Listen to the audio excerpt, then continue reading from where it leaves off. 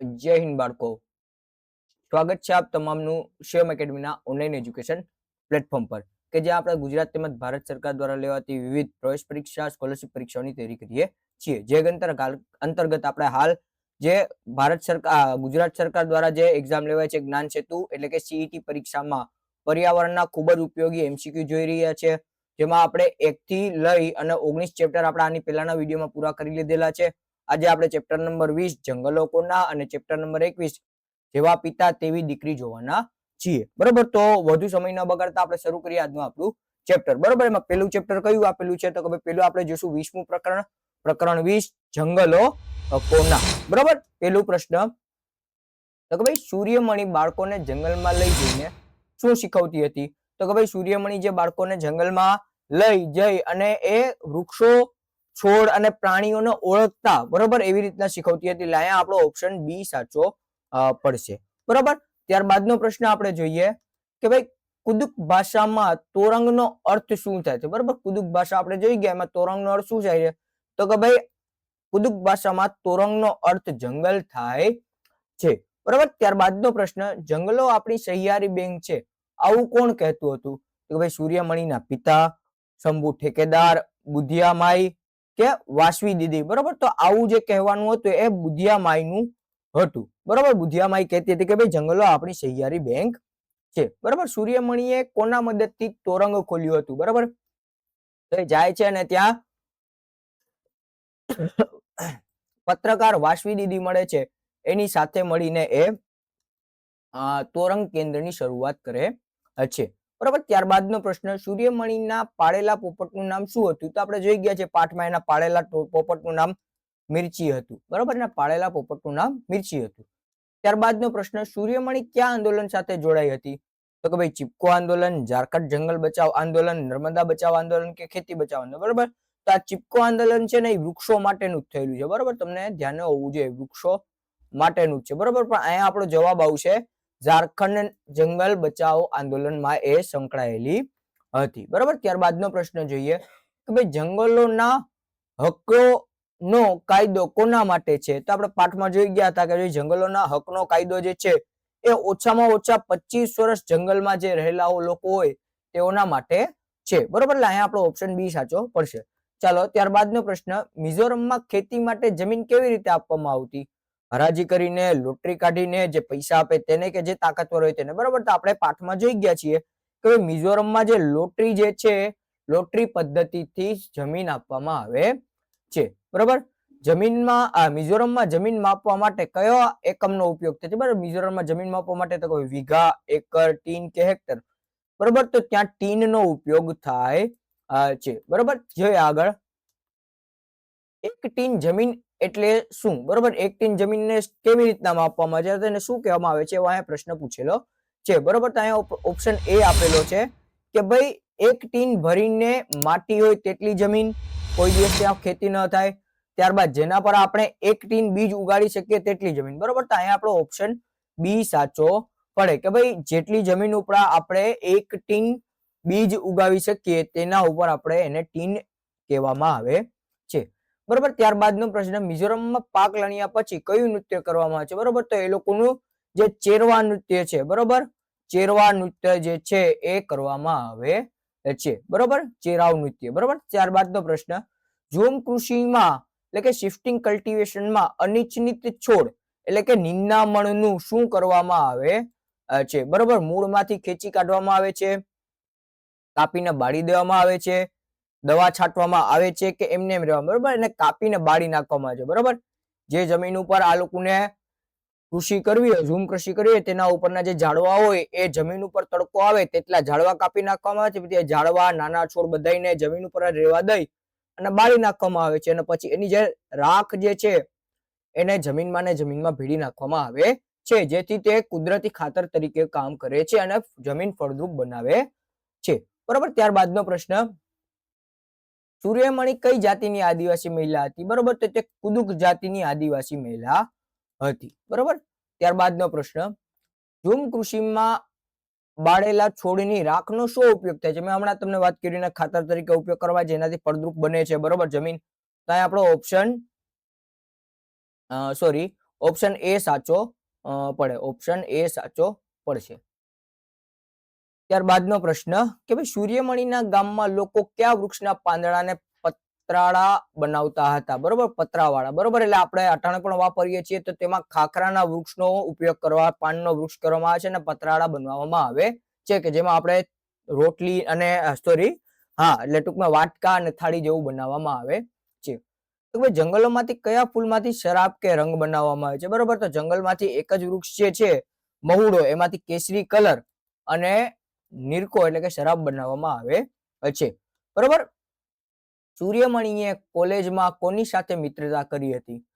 Collector સાથે, વાસંદી દીદી સાથે, સરપંચ સાથે કે શિક્ષક સાથે? બરોબર, તો તેમને જે પત્રકાર વાસંદી દીદી હતા એમની સાથે એને મિત્રતા કરી હતી. બરોબર, ત્યારબાદનો પ્રશ્ન તોરંગ કેન્દ્રમાં આદિવાસી સંસ્કૃતિને કઈ કઈ વસ્તુઓ સાચવવામાં આવી હતી? વાંસની બનેલી વસ્તુઓ અને ઢોલ, પરંપરાગત કપડા, મૂર્તિઓ અને એ અને બી. બરોબર, તો આ બંને વસ્તુ એટલે કે ઓપ્શન એ જે આપેલું છે વાંસની બનેલી વસ્તુઓ અને પરંપરાગત કપડા એ બંને વસ્તુ સાચવેલી હતી. એટલે અહીંયા આપણો ઓપ્શન ડી સાચો પડે. બરોબર, અહીંયા આપણો ઓપ્શન ડી સાચો પડશે. ચાલો ત્યારબાદનો પ્રશ્ન ઝૂમ કૃષિમાં જમીનને ખેડવાને બદલે શું કરવામાં આવે છે? મેં તમને હમણાં જ કીધું હતું કે ભાઈ એને ખોદવામાં નથી આવતી, એને ઉપરથી થોડી હલાવવામાં આવે છે જેથી કરીને એમાં બીજનું રોપાણ થઈ શકે. બરોબર, ચાલો આગળ વધીએ. મિઝોરમના મુખ્ય પાક કયો છે? ઘઉં, મકાઈ, ચોખા, બાજરી. બરોબર, તો આપણે જોઈ ગયા છીએ ચોખા જે છે એ લોકોનો મુખ્ય પાક છે. બરોબર, ત્યારબાદનો પ્રશ્ન જંગલો આપણા છે, આપણે તેના રખેવાળ છીએ. આ વિચાર કોના હતા? અંગ્રેજોના, આદિવાસીઓના, ઠેકેદારના કે સરકારના? બરોબર, આવા વિચાર આદિવાસીઓના હતા કે ભાઈ જે જંગલો જે છે એ જંગલો આપણા છે અને તેની રખેવાળી પણ આપણને જ કરવી પડશે. બરોબર, ત્યારબાદનો પ્રશ્ન સૂર્યમણીનું સપનું શું હતું? ખૂબ પૈસા કમાવા, કુદુક લોકોને તેમની સંસ્કૃતિ માટે ગૌરવ અપાવવું, શહેરમાં રહેવા જવું કે નેતા બનવું? બરોબર, તો કુદુક લોકો જે પોતાની સંસ્કૃતિ ભૂલી ગયા હતા અને એમનું ગૌરવ ન હતું તે ગૌરવ એ લોકોને પાછો લેવડાવવો હતો. બરોબર, ત્યારબાદનો પ્રશ્ન જંગલના હકનો કાયદો 2007 મુજબ જંગલમાં પેદા થતી વસ્તુઓ પર કોનો હક છે? સરકારનો, જંગલમાં રહેતા લોકોનો, વેપારીઓનો કે કોઈનો નહીં? બરોબર, તો અહીંયા આપણો જંગલમાં રહેતા લોકોનો આપેલો છે. બરોબર, ત્યારબાદનો પ્રશ્ન શિક્ષણ માટે જંગલો પણ પુસ્તકો જેટલા જ મહત્વના છે. આ વાક્ય કોણ બોલે છે? સૂર્યમણી, વાસવી દીદી, શિક્ષક કે કલેક્ટર? બરોબર, તો આવી વાત જે છે સૂર્યમણી વાત કરે છે. બરોબર, ચેરાવ નૃત્યમાં લોકો શું પકડીને બેસે છે? રૂમાલ, વાંસની લાકડીઓ, ફૂલો કે તલવાર? બરોબર, વાંસની લાકડીઓ પકડીને બેઠે છે. એટલે અહીંયા આપણો ઓપ્શન બી સાચો પડશે. બરોબર, ત્યારબાદનો પ્રશ્ન મિઝોરમ રાજ્યમાં કેટલા ભાગમાં લોકો જંગલો સાથે જોડાયેલા છે? અડધા, 3/4, ખૂબ જ ઓછા કે બધા જ? બરોબર, તો આપણને પાઠમાં કીધેલું છે 3/4 એટલે કે 75% લોકો જે છે એ ખેતી સાથે એટલે કે ખેતી સાથે નહીં પણ જંગલો સાથે જોડાયેલા છે. બરોબર, ચાલો આગળ વધીએ. ઝૂમ કૃષિમાં એક પાક લીધા પછી જમીનને શું કરવામાં આવે છે? બરોબર, ઝૂમ ખેતીમાં આપણે એક પાક લઈ લઈએ પછી શું? તો ભાઈ જમીન છોડી અને આપણે બીજી જગ્યાએ વહી જઈએ છીએ. બરોબર, તરત બીજો પાક લેવામાં નથી આવતો. થોડા વર્ષો સુધી પડતર રાખવામાં આવે છે, વેચી દેવાય છે અને મકાન બનાવે છે. બરોબર, એને થોડા વર્ષો સુધી શું કરવામાં આવે છે? પડતર રહેવા દેવામાં આવે છે. ત્યારબાદ તેના ઉપર અન્ય થોડા સમય બાદ કૃષિ કરવામાં આવે છે, ખેતી કરવામાં આવે છે. ઝૂમ ખેતીમાં એક જ ખેતરમાં કયા પાક લેવામાં આવે છે? માત્ર ચોખા, મિક્સ પાક, માત્ર ઘઉં કે માત્ર કપાસ? બરોબર, તો તેના ઉપર મિક્સ અલગ અલગ પ્રકારના પાક લેવામાં આવે છે. બરોબર, મકાઈ પણ લેવામાં આવે છે, શાકભાજી પણ લેવામાં આવે છે, મરચા, ચોખા વગેરે પાક લેવામાં આવે છે. બરોબર, ત્યારબાદનો પ્રશ્ન આપણે જંગલના લોકો છીએ, આપણે તેના પર હક છે. આ વાક્ય કોણ બોલે છે? ઠેકેદાર, બુધિયામાઈ, પોલીસ કે પર્યટકો? બરોબર, તો આ પ્રશ્ન આ જે વાક્ય છે એટલે બુધિયામાઈ બોલે છે. બરોબર, ત્યારબાદનો પ્રશ્ન મિઝોરમમાં લોટરી પદ્ધતિ મુજબ જે પરિવારને જમીન મળે તેને શું કરવાનું? તો કે તેને વર્ષ સુધી ખેતી કરવાની. તો કોઈ પૈસા આપવા પડે, ખેતી કરવી પડે? બરોબર, તેને ખેતી કરવી પડે. એટલે અહીંયા આપણો ઓપ્શન બી સાચો પડે અને ગામના લોકો તેની મદદ પણ કરે છે. બરોબર, અહીંયા લખેલું જ છે મેં. ઝૂમ કૃષિમાં નીંદણને મૂળમાંથી ઉખાડીને બદલે કાપી કેમ નાખવામાં આવે છે? મહેનત બચાવવા માટે, તેની રાખ જમીનમાં ભેળીને ખાતરનું કામ કરે છે, મશીન નથી એટલે કે આગ લાગવાની મજા આવે છે. બરોબર, તો તે જમીનમાં ભેળવી અને એને ખાતર તરીકે ઉપયોગ કરવામાં આવે છે, જેથી તેને કયામાં મૂકવામાં આવે છે. બરોબર, આ પાઠ એટલે કે આપણે જે હમણાં પાઠ જોઈએ મુખ્ય સંદેશ શું છે? તો કે ભાઈ જંગલો કાપી નાખવા નહીં, જંગલોના આદિવાસી સંસ્કૃતિનું રક્ષણ. બરોબર, આપણો અહીંયા ઓપ્શન બી સાચો પડે. બરોબર, અહીંયા તમને પાઠનું નામ આપેલું હશે અને પછી પૂછેલું હશે. બરોબર, તો અહીંયા આપણું ચેપ્ટર નંબર કે ભાઈ પ્રકરણ 20 પૂર્ણ થાય છે. 21 માં આપણે જોઈએ જેવા પિતા તેવી દીકરી. બરોબર, ત્યારબાદનો જોઈએ એમાં પહેલો પ્રશ્ન કે ભાઈ જોડિયા હોવા છતાં મીના અને મમતામાં શું તફાવત હતો? મીના ગીતો ગાતી હતી અને મમતા કરાટે જાણતી હતી. મીના ઊંચી હતી અને મમતા નીચી હતી. મીના ગોરી હતી અને મમતા શ્યામ હતી. કોઈને તફાવત નથી. બરોબર, તો આપણે પાઠમાં જોઈ ગયા છીએ કે ભાઈ મીના ગીત ગાતી હતી જ્યારે મમતા તેના પિતા ભેગી રહી હતી અને એને કરાટે શીખેલું હતું. બરોબર, પિતા ભેગી કે મામા ભેગી રહી હતી. ચાલો ત્યારબાદનો પ્રશ્ન, શું પોલિયો વારસાગત રોગ છે? એટલે કે માતા પિતા તરફ? ના, પોલિયો વારસાગત રોગ નથી. બરોબર, ના આવે. બરોબર, વાયરસ થી થાય છે એટલે વારસાનો નથી. ચાલો ત્યારબાદનો પ્રશ્ન, વટાણાના છોડ પર પ્રયોગ કરનાર વૈજ્ઞાનિકનું નામ શું હતું? તો કે ભાઈ આઇઝેક ન્યૂટન, ગ્રેગર મેન્ડે, આઇન્સ્ટાઈન કે જગદીશ ચંદ્ર બોઝ. તો બરોબર, અહીંયા નામ એમનું આવે ગ્રેગર મેન્ડેન એમનું નામ છે. ગ્રેગર મેન્ડેનનો જન્મ કયા દેશમાં થયો હતો? ભારત, અમેરિકા, ઓસ્ટ્રિયા કે જાપાન. બરોબર, એમનો જન્મ ઓસ્ટ્રિયામાં થયો હતો. બરોબર, કેટલામાં? તો કે ભાઈ ઈસવીસન 1822 માં થયો હતો. વિભાના નાનાજી કેમ મોટેથી વાત કરતા હતા? તો કે ભાઈ તેમને ગુસ્સો આવતો હતો, તેમને સાંભળવાની તકલીફ હતી, તેમને મોટેથી બોલવાની ટેવ હતી કે તેઓ ગીત ગાતા હતા. બરાબર, તો તે થોડાક બહેરાશ અનુભવાતા હતા, એમને સાંભળવાની તકલીફ હતી માટે. બરોબર, ત્યારબાદનો પ્રશ્ન,